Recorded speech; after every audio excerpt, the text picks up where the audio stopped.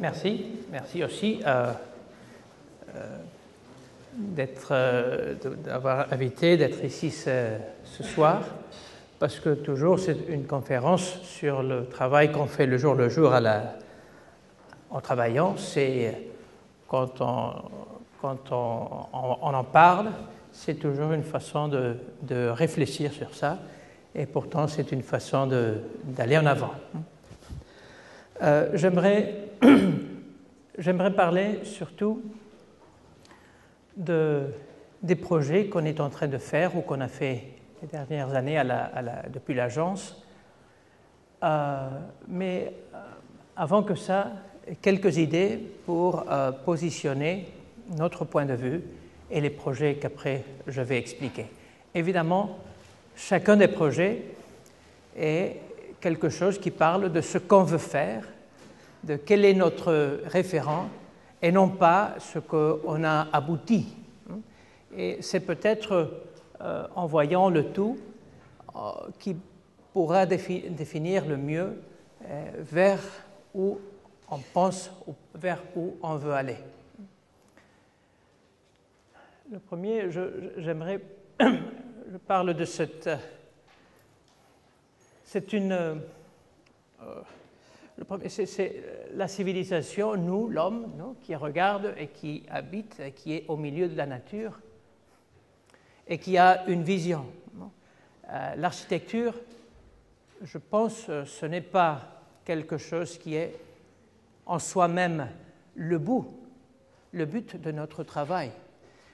Mais le vrai projet, c'est sur la réalité, la transformation de la réalité en quelque chose qui est meilleur selon nos principes, selon notre point de vue. Et l'architecture est un instrument très efficace pour transformer cette réalité. Ça fait qu'on ne parle pas de forme en soi-même. Je pense qu'on ne doit pas parler ni de style, ni de bien ni mal, sinon vers quel est notre projet sur la réalité. Et ça demande de connaître la réalité, ça demande de connaître les lois, l'économie, la technique, non pas pour être avocat, mais pour savoir exactement pour comprendre exactement comment œuvrer dedans.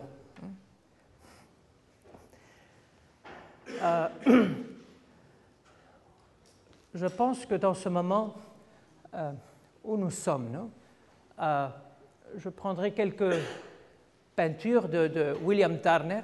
William Turner, comme vous savez, c'est un peintre qui a vécu à la fin du XVIIIe siècle et au début du XIXe siècle, dans un moment d'une grande transformation sociale, d'une grande transformation technologique, économique et idéologique. C'est la fin du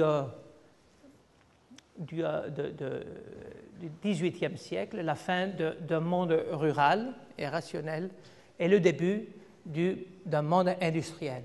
Dans ce moment, vous voyez, les illustrés voyaient la nature comme une certaine menace, comme une force qui était difficilement contrôlable, difficilement apprivoisable. Et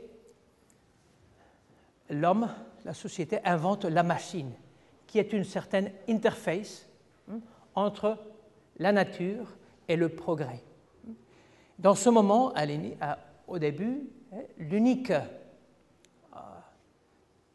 servitude de la machine avec la nature en soi-même, c'était le combustible, l'essence, comment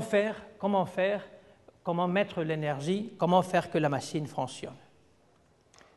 Et depuis le début aussi, la machine à vapeur commence depuis le zéro.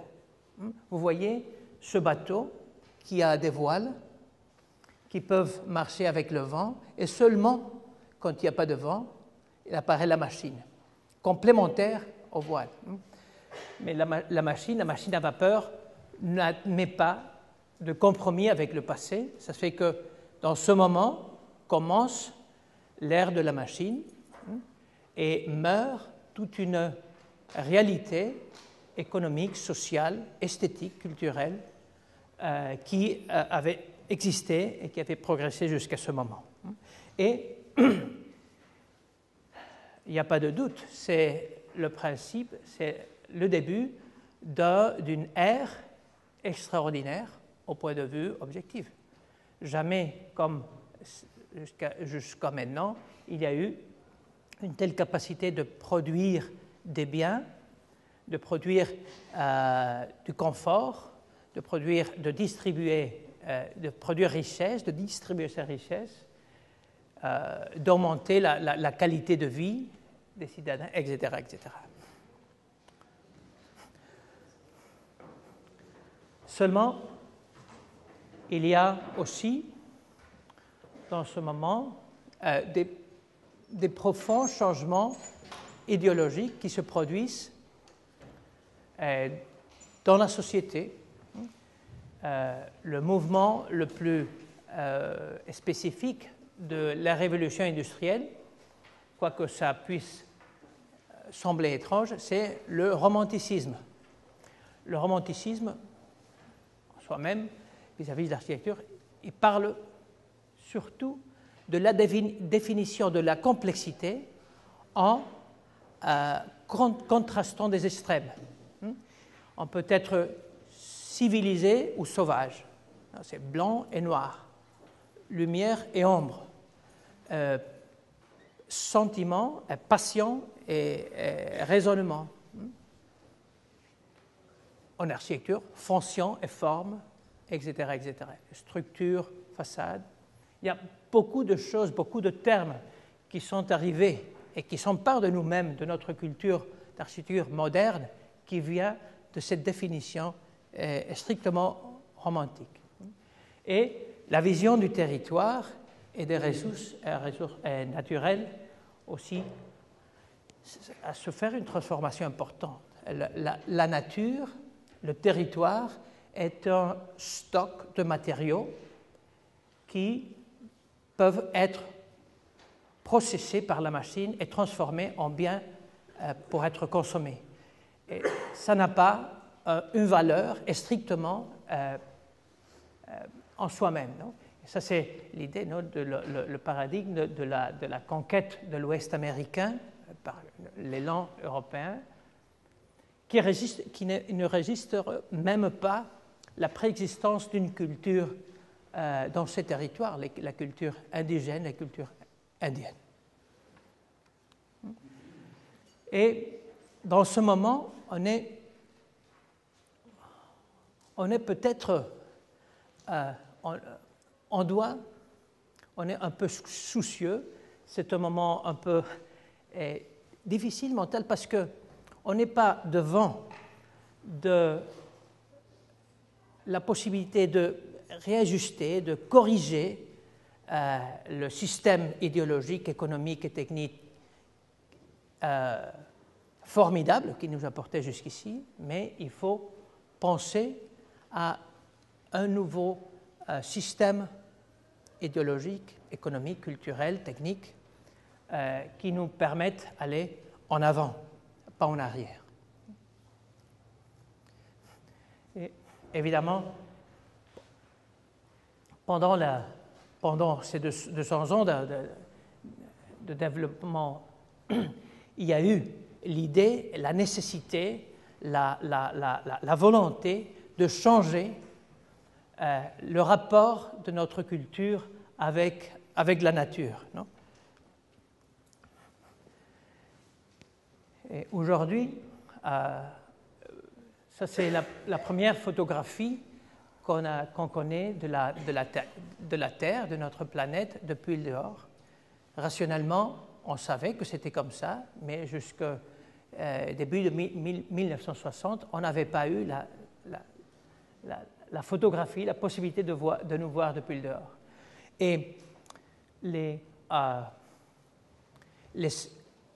scientifiques qui ont été dans le premier élan de la NASA vers d'autres planètes, Margulis, Lovelock et d'autres, ils nous parlent que la vie dans la planète, il n'y a pas des conditions pour la vie dans des planètes si il n'existe pas la vie.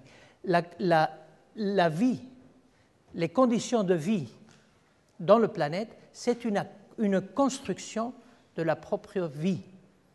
La planète, c'est une boule minérale qui est dans l'univers et qui court. Et la vie arrive depuis le dehors avec des systèmes très simples. Et c'est la propre vie qui construit les conditions pour se développer dans des systèmes plus complexes. Ça se fait que toute la biosphère qu'aujourd'hui, organique, qu'aujourd'hui nous habitons, c'est une construction de la vie pour continuer vivant de façon plus complexe. Et ça, c'est basiquement l'architecture, l'urbanisme, ça c'est basiquement ce qu'on fait chaque jour. Nous, les architectes, les urbanistes, etc. Aujourd'hui, 40% de la consommation d'énergie et à peu près ça, de l'émission de CO2 à l'atmosphère est en train qui est relié à la construction. Ça veut dire à construire et habiter les villes et les bâtiments. Cette concentration de CO2 à l'atmosphère est en train de produire des changements très importants de la biosphère.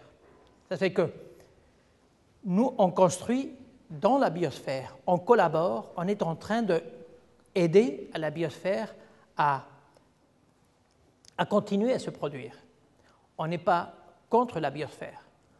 Si on fait, en tant qu'on puisse faire une maison le plus grosse possible, si la biosphère ne fonctionne pas proprement, l'architecture ne peut rien. Pourquoi? On a été, au moins de ma génération, on a été formés dans les écoles avec l'idée que l'architecture parle de forme. L'objectif de l'architecture, ce sont les formes qui provoquent des problèmes, basiquement de confort, qu'on résout avec des machines qui forment par du répertoire formal, que ce n'est pas architecture. Mais la nature, la biosphère en soi-même, nous donne des exemples fantastiques de technologie extrême qui est capable, ici, les termites dans la plaine australienne ne peuvent pas se reproduire sinon pas dans son habitat. 16 degrés sont des degrés constants et des particules spécifiques de CO2 de concentration dedans. À l'extérieur, en Australie, la plaine australienne, on a 50 degrés pendant le jour et moins 5 pendant la nuit. Ça fait que les termites, seulement avec la terre dans le lieu, le matériel du lieu, avec la radiation solaire, avec le vent, avec un peu de géothermie, rien de plus, sont capables de faire une construction extrêmement technologique, extrêmement précise. Ça fait que pour cette communauté de termites, ça c'est l'architecture parfaite et la machine parfaite. Les deux dans un seul mouvement. Et une autre idée, ce qui est en train aussi de passer, c'est que la base artisanale qui, jusqu'à il y a peu dizaines d'années, et même aujourd'hui, a produit la construction, la base artisanale, ça veut dire un ordre social, un ordre culturel, un ordre technologique qui a produit des formes, n'existe plus. Et nous, il y a beaucoup de fois qu'on continue à prendre ces formes comme le résultat de notre architecture, mais les formes, ce n'est rien les formes. Les formes, c'est le résultat d'un ordre qui n'existe plus. Il nous faut trouver nos propres formes comme résultat de nos propres artisans. Probablement, aujourd'hui, nos artisans, ce sont des industriels, certains industriels, qui ne sont pas possiblement dans la construction, mais qui sont proches. Ça se fait que l'architecture qu'on pense qu'on doit faire, c'est plus possible, c'est plus factible, en prenant l'industrie comme collaborateur, qu'en prenant la main de l'homme comme à base de l'architecture. Ça, c'est un projet qu'on est en train de travailler dans ce moment. C'est un assez grand projet à Barcelone et c'est l'extension de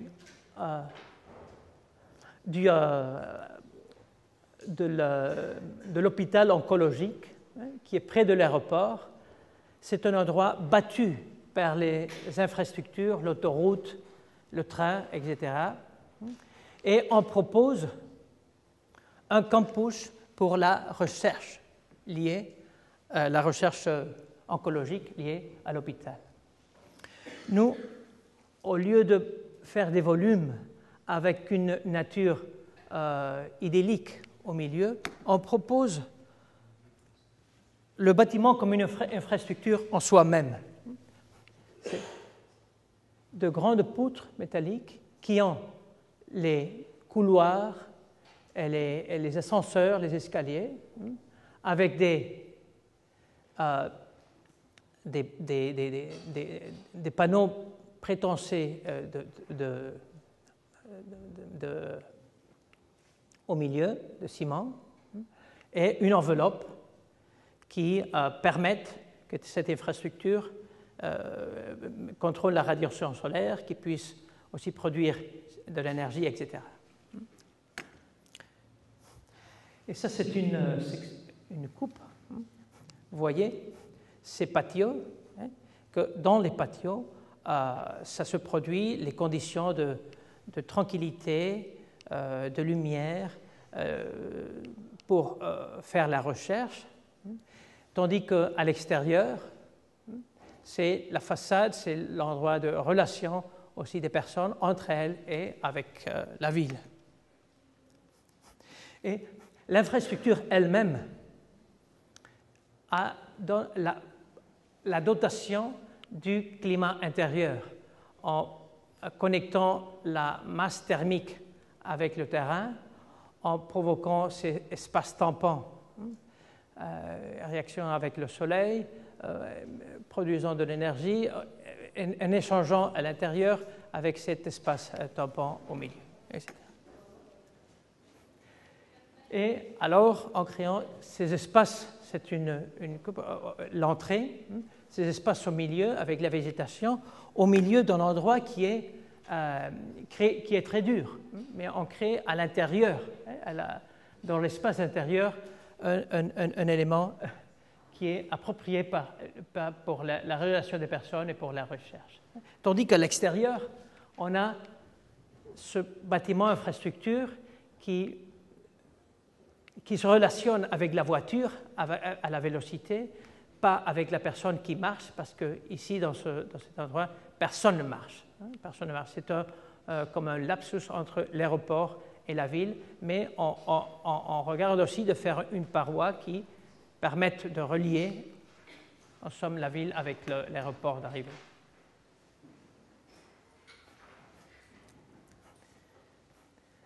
Ça, c'est aussi un gros bâtiment. On n'a pas fait juste des gros bâtiments, et je vais en parler. En fait, on a fait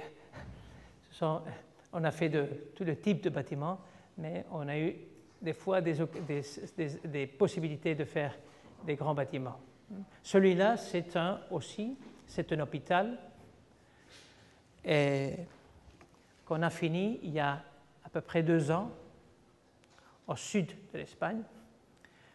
Et c'est la possibilité, on a voulu, c'est 100 000 mètres carrés, c'est très grand, mais l'idée, ce n'est pas de faire un hôpital là-bas, au fond, où les gens vont seulement quand ils doivent, comme il n'y a pas d'autre solution, mais c'est une structure qui veut construire la ville qui finit ici et qui doit se prolonger à partir d'un boulevard ici avec le reste. Et ça donne l'échelle de la ville et cette façade qui est de la sud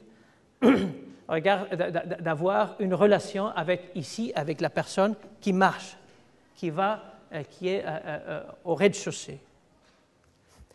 Et j'aimerais parler tout juste seulement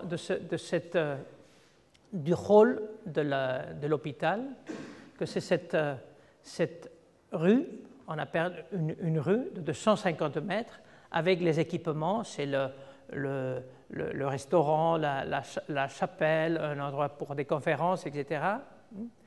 Et l'idée, c'est que ce hall, cette rue, fonctionne sans aucun équipement ajouté, aucune machine de climat. C'est la forme de l'architecture qui réactionne, qui provoque le climat intérieur. C'est une cheminée solaire, hein, vous voyez, moins de chaque section avec la hauteur, ça se fait que l'air chaud, avec moins de sections, accélère et sort, hein, et quand plus chaud c'est l'air, plus vite il accélère. En ouvrant ici et ici, avec des petits ventilateurs, on fait que ça fonctionne appropriément. Et les systèmes de modélisation qui nous permettent de tester l'intuition. L'intuition, c'est ce qui fait fonctionner l'architecture, c'est ce qui fait fonctionner les machines et le tout. Mais l'intuition, il faut la calibrer, il faut savoir exactement quel sera le rapport exact avec la réalité. Ça se fait que nous, on a, avec la forme juste maintenant, et l'auteur, etc., on sait qu'en quoi que ce soit, la température et les conditions extérieures, naturelles, à l'intérieur, on aura une température entre 22 et 29 degrés, ce qui n'est pas exactement le confort, mais pour le rôle d'un hôpital, c'est suffisant. Ça se fait que, dans ce cas, on ne parle pas d'ajouter des choses pour que le bâtiment soit green architecture ou soit quoi que ce soit, mais d'enlever et de confier à l'architecture l'idée de que ce soit la première machine à produire le climat. Vous voyez que le soleil n'entre pas dedans, c'est l'été ou le printemps, tandis qu'ici, le soleil arrive ici, et en plein hiver, le soleil juste arrive à la commission avec le mur, qui permet de chauffer quand à l'extérieur c'est froid.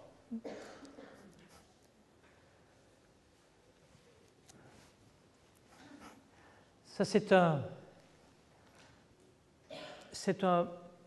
call center qu'on a fait pour la compagnie de téléphone.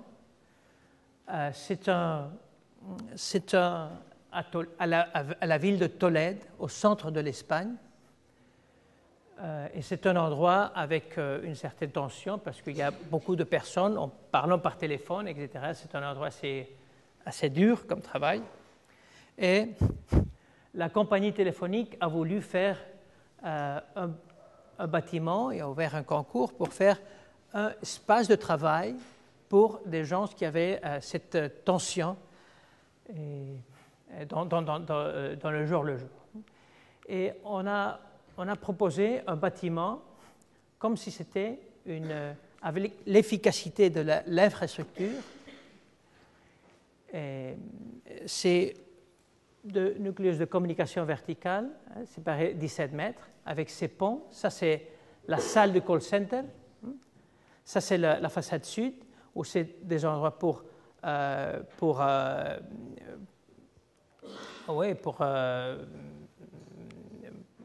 enlever le stress et pour manger, etc. Chaque 2 heures, on doit sortir. Et la partie nord, ce sont des bureaux de gestion du centre. Ça, c'est la coupe pour la salle du call center. Vous voyez, ce sont des poutres, des éléments des infrastructures pour faire des ponts. Et la coupe nord, on a ces grandes chambres d'air qui après servira pour climatiser l'intérieur. Ça, c'est la coupe transversale. Et aussi, une autre fois, dans ce cas, avec le programme TAS, qui nous permet, dans la phase d'avant-projet, d'être capable de voir comment va fonctionner l'air, comment va fonctionner la température, et prendre des décisions sur la forme. En voyant, il y a une forme qui est meilleure vis-à-vis d'une autre pour accélérer l'air, il y a une forme qui est meilleure vis-à-vis d'une autre pour faire chauffer l'air, etc. Ça fait que la forme, évidemment, il y a une vision a priori, mais la forme finale n'est pas due à la composition esthétique, mais est due à la réaction avec la nature, dans ce cas la nature intérieure. Et ça, c'est le système de la machine architecture, comment va fonctionner pendant l'hiver et pendant l'été. Vous voyez, on ouvre des portes au nord, on ouvre des portes de la couverture, l'air très chaud et très sec de Tolède passe à travers, il y a des couvertes inondées, c'est un endroit avec pénombre et grosse humidité. Par évaporation, l'air baisse et creuse la salle du concept. Seulement quand le bâtiment a besoin de froid et il n'est pas capable en soi-même de continuer à produire du froid, alors les systèmes traditionnels, les systèmes conventionnels efficaces se mettent en marche. C'est comme le bateau qu'on a montré au principe. C'est le bateau avec des voiles et avec la machine aussi, les deux. Et les systèmes, pour voir, évidemment, la société, finalement, parle d'euros, parle d'argent. Ça fait qu'on doit traduire en argent pour parler avec la société de la bonté de l'architecture en termes de moins de gaspillage d'argent. Évidemment, c'est moins de gaspillage d'énergie. L'énergie, c'est bien plus objectif que l'argent. Mais pas tout le monde connaît les termes de l'énergie, ça fait qu'il faut traduire. Et ça, c'est comme on commence à construire tous les éléments, sauf les deux nucléus de communication verticale qui sont construits au site. Tous les restes des éléments, des composants de l'architecture sont fabriqués par l'industrie et assemblés au site. Et ça, c'est le bâtiment déjà construit. Ça, c'est la façade est. La façade sud qui produit, la façade ouest. Le système, ici, ce sont des systèmes en argile. À Tolède, c'est un endroit où il y a beaucoup d'argile et une culture et une tradition et une industrie qui fabrique des briques. Ici, avec eux, on a fait un système, non pas pour faire des briques, mais pour faire des éléments qui puissent être assemblés en sec et qui laissent entrer, qui font une paroi pour tamiser la lumière devant du polycarbonate à la salle du call center. La façade nord, l'intérieur. Il y a des gens qui travaillent ici dessus, mais depuis l'entrée, on ne voit personne, ce qui lui donne une certaine solennité, mais les gens travaillent en communication visuelle les uns avec les autres et avec le gros volume. La salle sud et l'espace nord.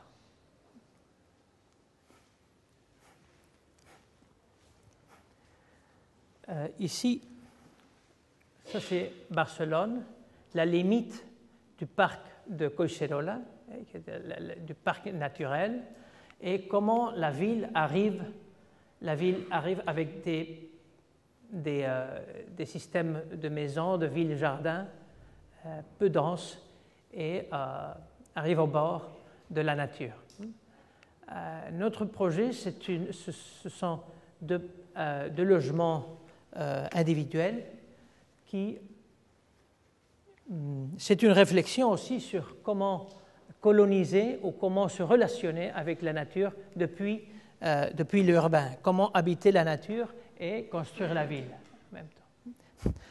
On propose, c'est une expérience qui pourrait être plus extense, non? C'est comme une infrastructure de toiture verte, toiture qui est capable d'avoir l'eau de pluie et avoir une couche naturelle de végétation au-dessus.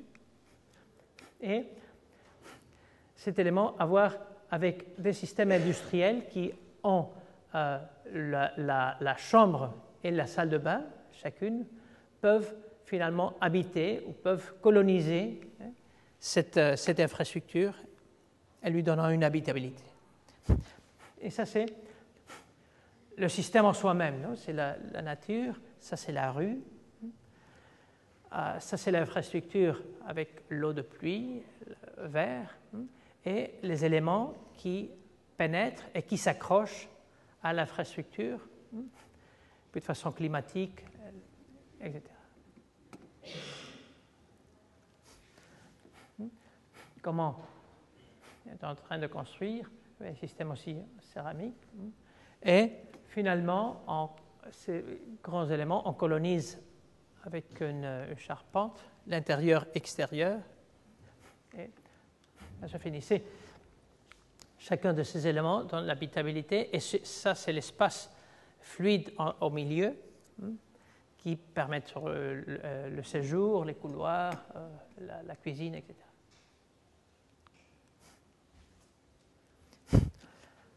Ce sont des photos il y a un an, mais maintenant le verre a monté. Non? Ça fait que c'est les plantes soi-même qui font le contrôle solaire de ces espaces à double hauteur.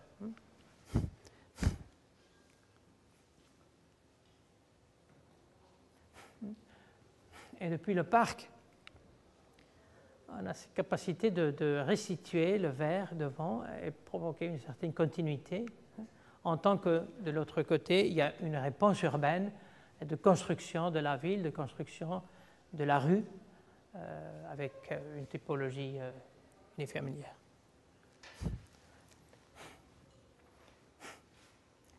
Ça, c'est un projet qui parle pas de la restauration, qui parle du renouvellement et qui parle de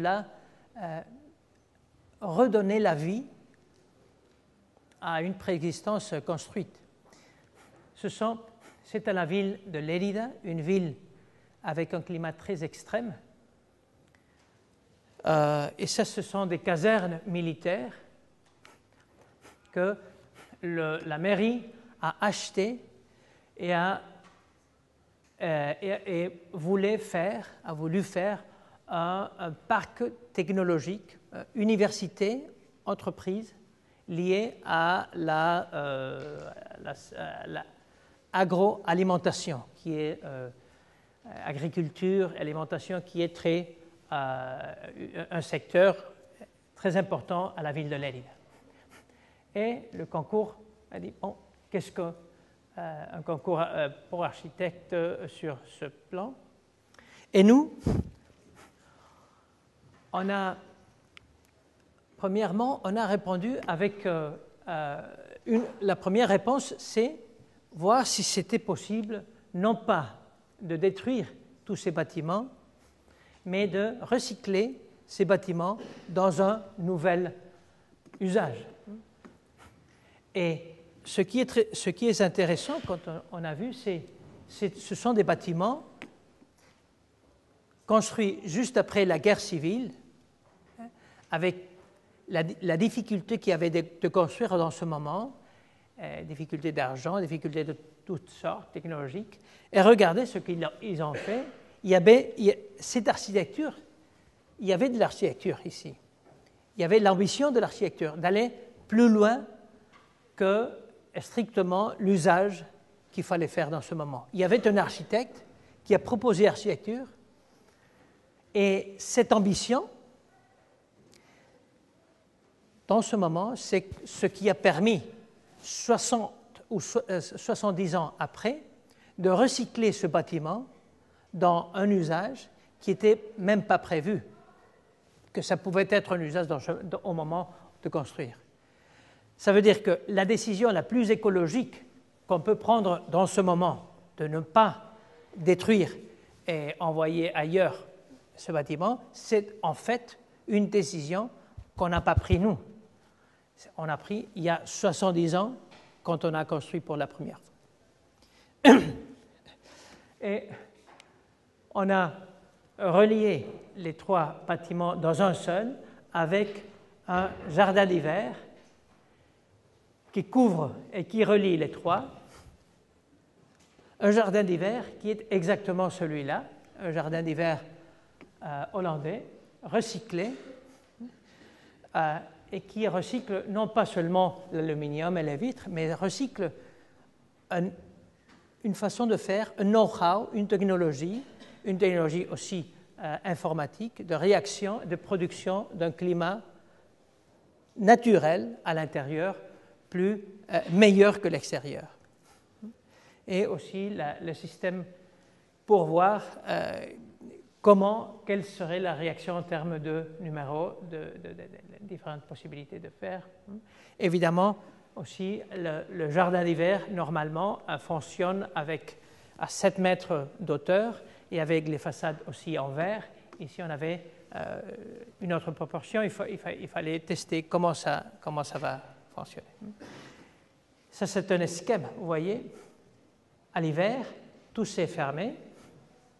Le soleil rentre, produit ultraviolette, ça se chauffe. Et à partir d'une certaine température, la façade massive qui entoure le jardin d'hiver commence à prendre chaleur.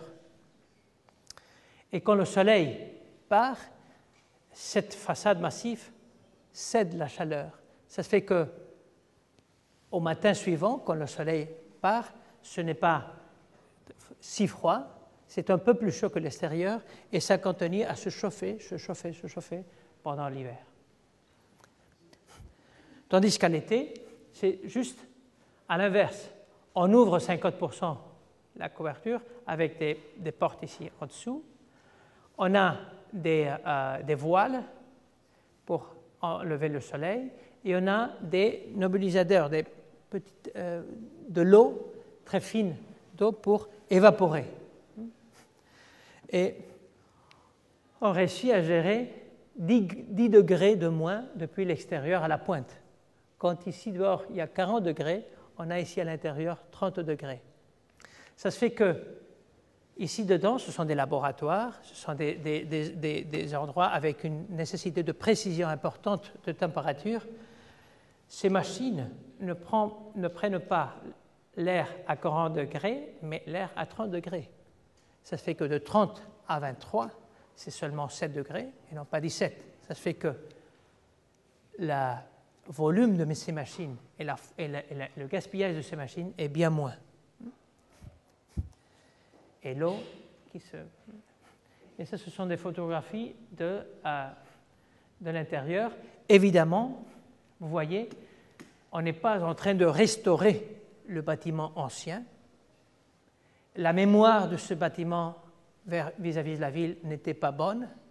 Ça se fait qu'on recycle la préexistence physique, les murs, le plancher, mais à partir de la couleur, on veut commencer à zéro, on veut recommencer la mémoire et la relation de ce bâtiment avec la ville, une relation nouvelle.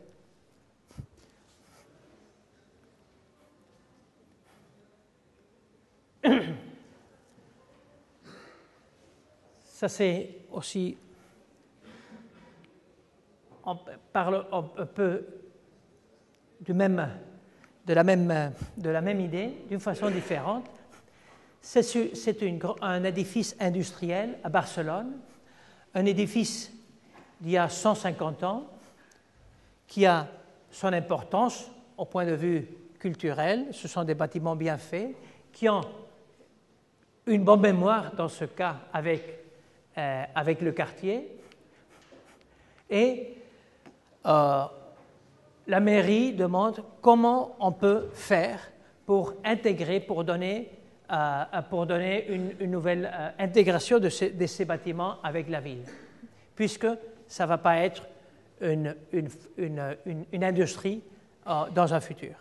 Évidemment, il y a la possibilité de faire des musées, un autre musée, des galeries d'art, évidemment, d'autres galeries d'art, mais peut-être notre proposition, c'est de recycler, surtout cette partie d'ici, ce bâtiment en logement social.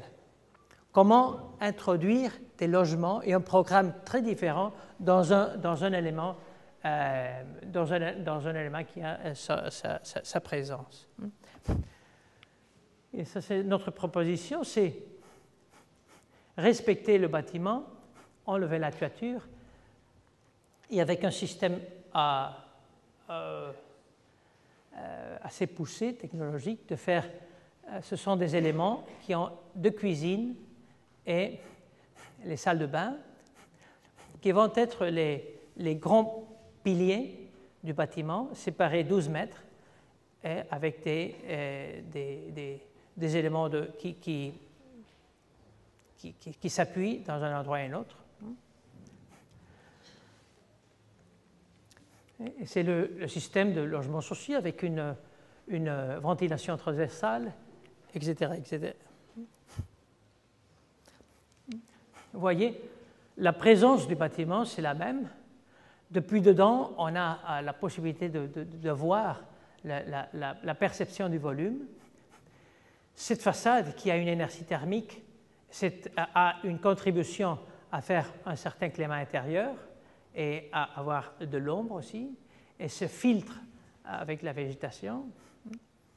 Ça se fait que pendant 60 ans, ça va être des logements sociaux, mais peut-être après 60 ans, on va enlever la toiture, enlever tous les matériaux, les recycler en quelque autre chose et récupérer cette enveloppe pour faire un autre programme que maintenant, peut-être, on ne sait pas même que ça puisse être un programme social ou un programme de la ville.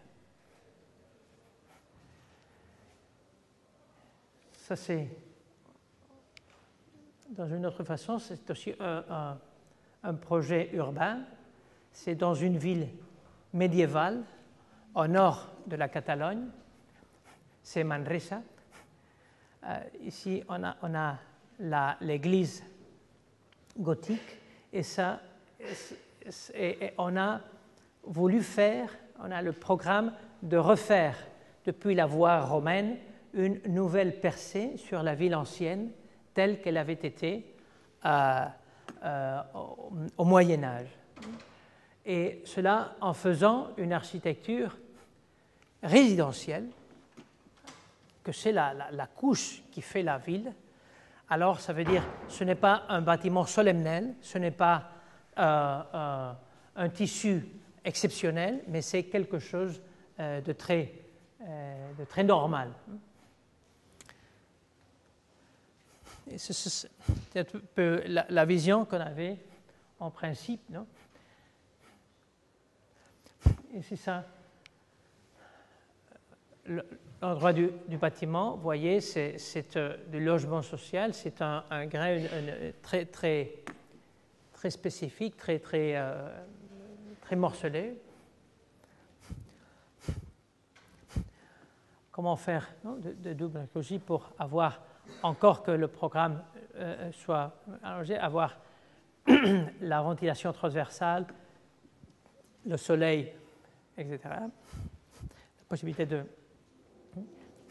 Et ça, c'est quand c'est fini, il manque le baisement, c'est comme c'est un parking en dessous, un pont qui relie l'ancienne, la cathédrale avec le reste, et l'entrée dans la ville avec le système urbain de pouvoir habiter une rue et une ville qui soit confortable aussi à l'extérieur, l'urbain confortable.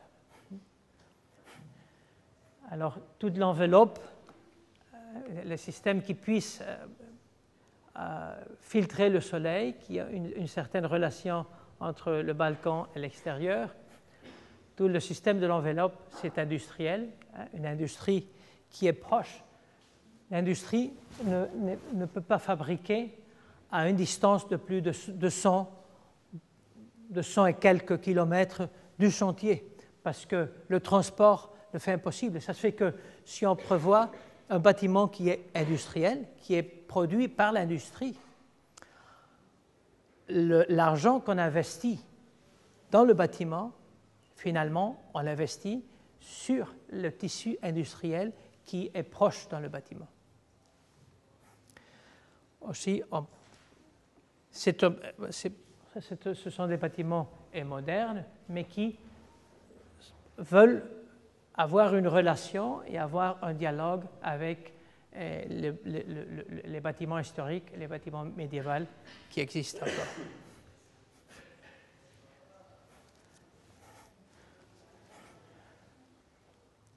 Ça, c'est un projet qu'on a eu la chance de construire il y a peut-être 2 ou 3 ans, ici en France, avec David Crass, au nord de la France, à Rennes.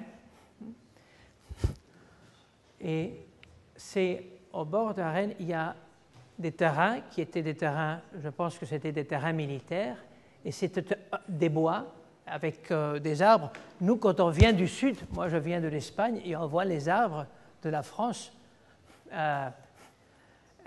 on reste ébloui parce que nos arbres sont petits, et qu'on voit les arbres ici, ce sont des bâtiments eux-mêmes. Et quand on a vu le site avec David, on a pensé qu'il fallait mettre de l'urbanité, une forme urbaine qui parle de la ville et de la relation des citadins, mais aussi il fallait respecter le bois qui existait ici. Alors le titre c'était « Le bois habité », comment habiter le bois.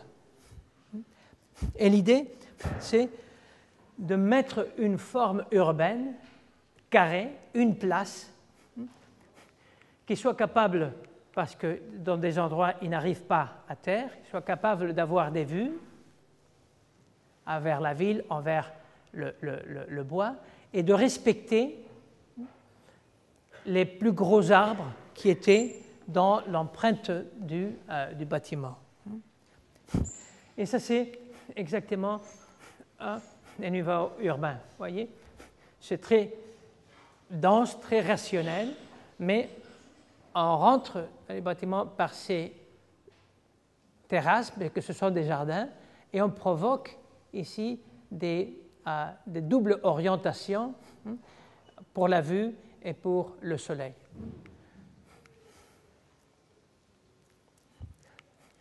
Et c'est ça, cette idée d'espace qu'on veut créer, comme la certaine propriété et ambiance qui ont les rez-de-chaussée avec le petit jardin, mais en densité, et en ayant aussi cette idée que tous les balcons, c'est les uns sur les autres, avec un jardin d'hiver, peuvent être utilisés comme pendant plus de temps que si c'était un jardin extérieur. Ça se fait que pour le fait de densifier, on a la possibilité, non pas d'être dans le rez-de-chaussée, mais de pouvoir utiliser ce petit jardin plus de temps que si on avait une maisonnette.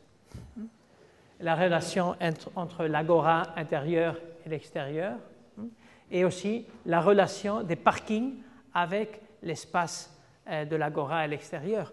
Bien souvent, ce qui nous passe quand on arrive à la maison, On arrive avec la voiture, on arrive au parking, on prend l'ascenseur et on va à la maison. Il n'y a pas de relation entre les voisins, il n'y a pas de relation avec la nature, avec la ville.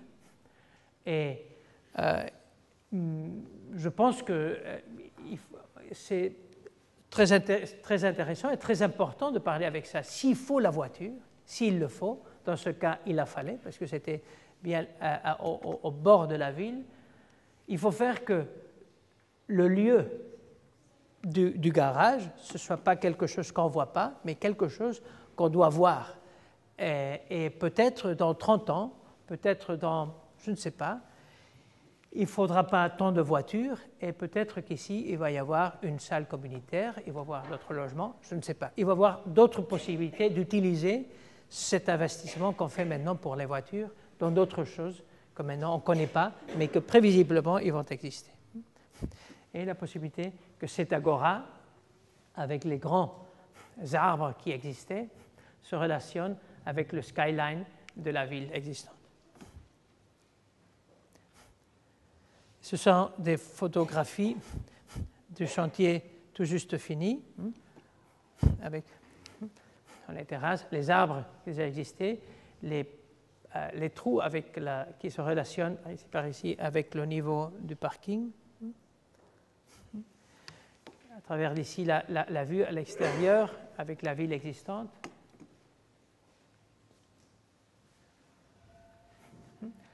Et ces éléments avec ces jardins terrasses qui donnent au logement, avec ces petites ruelles à différents niveaux qui permettent depuis l'escalier, le palier d'escalier et l'ascenseur arriver au logement, qui permettent de se trouver pendant le jour entre les voisins et parler.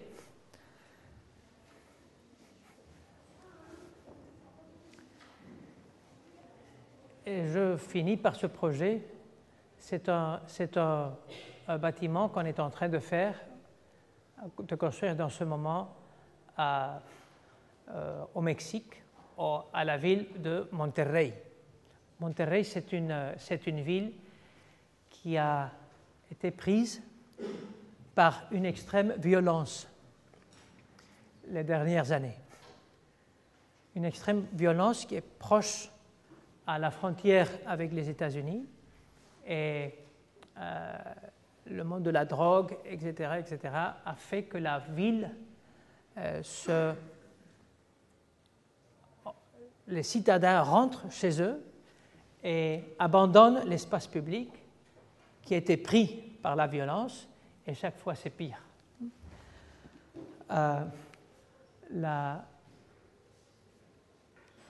L'organisme de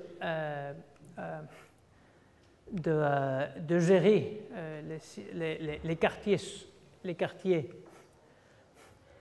conflictifs de Monterrey et la ville de Monterrey nous a fait un programme de centres communautaires pour combattre cette violence et cette extrême violence de la ville. Et nous, on nous a demandé de construire le centre communautaire du quartier de San Bernabé, qui est un quartier très, très dur. Et ce qu'on s'est rendu compte, c'est que le quartier de San Bernabé, c'est une construction une rue avec des logements individuels qui donnent face à face à la rue avec un tout petit jardin à l'extérieur. Rez-de-chaussée, R+1, tout juste rez-de-chaussée. Aujourd'hui, cette rue, c'est ce qui est perdu. Le squelette de la ville, du quartier, c'est dissous, c'est à tomber. Et les personnes, tout juste la peau et les muscles, viennent ici avec la voiture, rentrent chez eux et voient la télévision ou font quoi que ce soit. Mais la violence, c'est parce que les citadins ont abandonné les rues. Ça se fait que nous, on a proposé à Infonavit, que c'était l'organisme, non pas de construire un bâtiment, mais de construire une rue, avec des petits bâtiments qui avaient chacun d'eux une partie du programme. Et quand les gens vont partir des petites classes ou des petits centres sanitaires ou de la piste sportive ou du petit marché, etc., ils vont utiliser à nouveau les espaces publics, la rue. Et cette capacité de voir que la rue, c'est possible d'utiliser, peut-être c'est le début d'un élan qui renversera chez lui, à la rue devant sa maison, qui commencera à fonctionner d'une autre façon. Ce sont les sections. Ça, c'est un exemple d'un petit bâtiment. Comment ça part? Le système de petits bâtiments, la rue, avec un petit porche, qui fait que Monterrey, qui est un endroit très chaud et même très froid en hiver pendant la nuit, la rue avec l'arbre et cette petite endroit d'ombre, la rue elle-même peut être confortable. Et les places, avec ces systèmes de poutres qui ont les panneaux solaires ou ont de l'eau de pluie avec des plantes, etc., la place va être aussi confortable. L'intérieur doit être confortable comme un prolongement du confort de la ville elle-même, de l'espace public. Sinon, ce qui passe avec les machines, c'est qu'ils rendent confortables les intérieurs des bâtiments et lancent le problème à l'espace public, que chaque fois est pire. Ça fait que l'intérieur des bâtiments doit être confortable en tant que prolongement de la confortabilité de l'espace public, soit quel soit le climat. Évidemment, ici, il y a d'autres possibilités.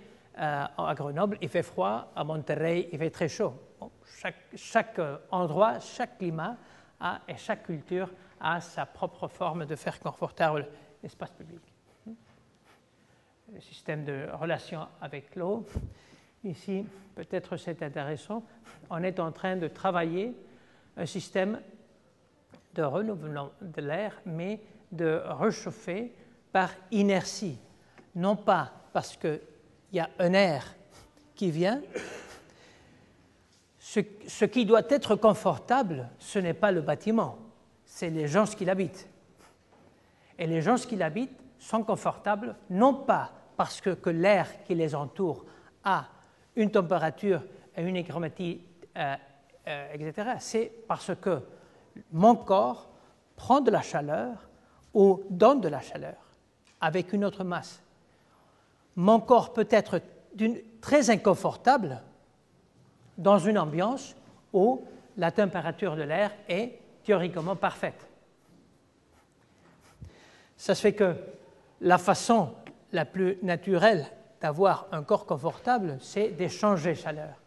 Quand, pendant l'été, vous rentrez dans une cave ou dans une grotte, vous êtes confortable parce que la masse thermique à 16 degrés ou 18 degrés vous permet d'échanger l'excès de chaleur qui est à votre corps.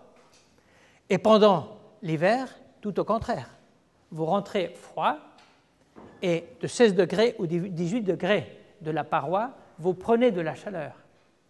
La température de l'air qui entoure peut-être est bien différente de la température du confort, mais vous êtes confortable vis-à-vis de l'extérieur parce que vous échangez la chaleur. Ici, c'est un système d'échanger, d'avoir avec les parois du bâtiment cet échangement de la chaleur avec des éléments d'eau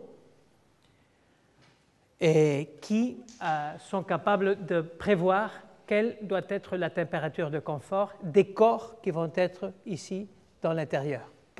Parce qu'on sait, à un jour à l'avance combien de personnes vont assister dans cet espace et quelle sera la température extérieure dans ce moment. Et ça, c'est aussi la technologie de l'industrie pour faire ces bâtiments. C'est une industrie qui, dans ce cas, est bien plus intégrant de la main-d'œuvre, parce qu'au Mexique, dans ce moment, il y a encore une partie de la main-d'œuvre qui existe comme structure sociale et comme connaissement. Et ça, c'est le bâtiment, la place, qui commence avec une place, la rue, etc. L'entrée.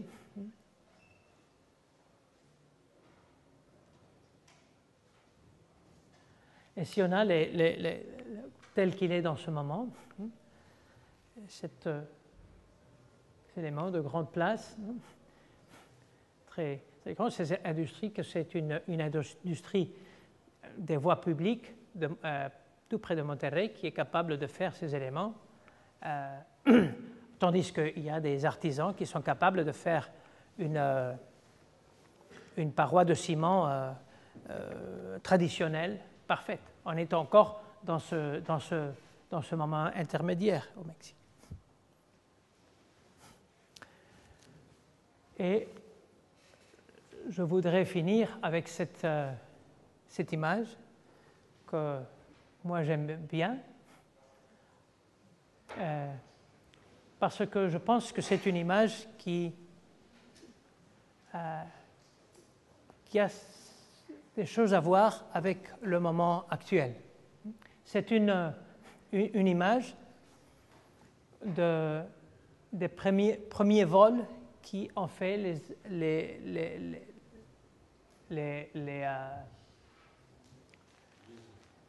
Wright, non, ouais. Oui,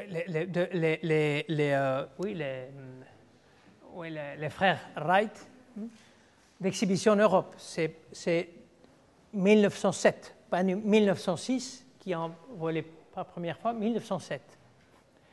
Et vous voyez, dans ce moment, il y avait la société qui voulait, qui était préparée idéologiquement, qui avait l'aspiration de voler. De voler, ça veut dire d'accourcir les distances, de relationner continent et continent, d'avoir la possibilité aussi de voir de dehors d'elle-même la Terre.